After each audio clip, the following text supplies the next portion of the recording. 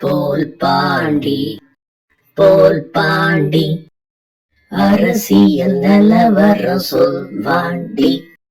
மக்களே, நான் உங்கள் போல் பாண்டி. இன்னைக்கு அரசியல் மீட்டர் எப்படி இருக்குன்னு பார்க்கலாமா? வாங்க, பல தகவல்களுடன் ஜாலியா பார்ப்போம். என்னைக்குப்பா எலெக்ஷன் டேட்டு? அன்னைக்கு பார்த்து கரெக்டா மறந்துடக்கூடாது இல்லையா? சரி, மறக்க மாட்டோம். யாரெல்லாம் போட்டி போடுறாங்க? 2 முனை போட்டியா, 4 முனை போட்டியா? சரிதான், 2021 2 முனை போட்டி தான். ஆனா இந்த தடவை 4 முனையா? அப்ப ரொம்ப இன்ட்ரெஸ்டிங்கா இருக்குமே. யாரெல்லாம்னு பார்த்துருவோமா? முதல்ல இவரு நல்லா தெரியுமே, கூட்டம் சூப்பரா இருக்கே. அடுத்தது இவரும் நமக்கு ரொம்ப பழக்கம்தான். அவருக்கும் கூட்டம்தான் இருக்குப்பா. அட, இவரை 30 வருஷமா தெரியல பார்க்குறோமே. இவரு கூட்டம் கொஞ்சம் வித்தியாசமா தான் இருக்கு. அடுத்து இவர் எப்பயுமே யாரோடையும் கூட்டணி வைக்க மாட்டாரு, தனியா தான் நிற்பாரு. அதெல்லாம் இருக்கட்டும். போன 2021 எலெக்ஷனுடைய ஒரிஜினல் ரிசல்ட் என்னன்னு பார்த்துட்டா நமக்கு கொஞ்சம் தெளிவு கிடைக்கும் இல்லையா? பார்த்துடலாமா? டிஎம்கே கூட்டணி 159 இடத்துல ஜெயிச்சிருக்காங்க. ஏடிஎம்கே 75 இடத்துல ஜெயிச்சிருக்காங்க.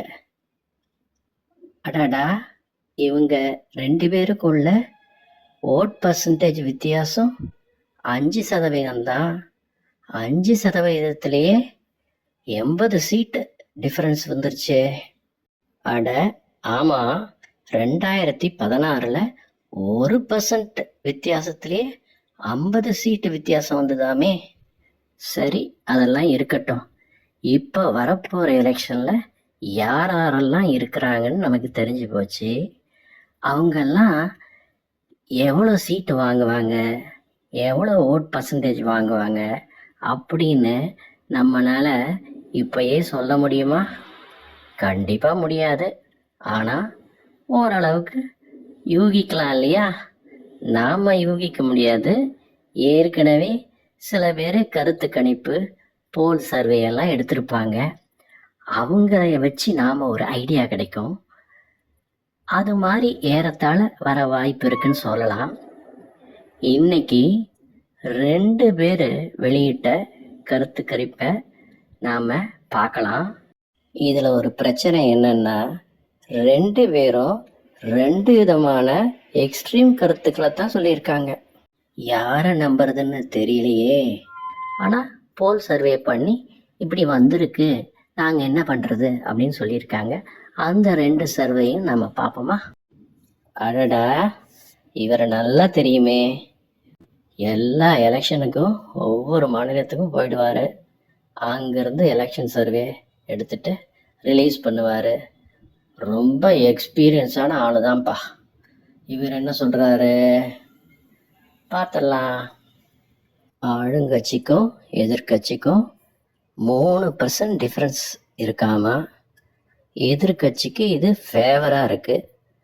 அந்த 3% டிஃப்ரென்ஸில் சீட்டு 30 சீட்டு எதிர்கட்சிக்கு அதிகமாக கிடைக்குதாமே.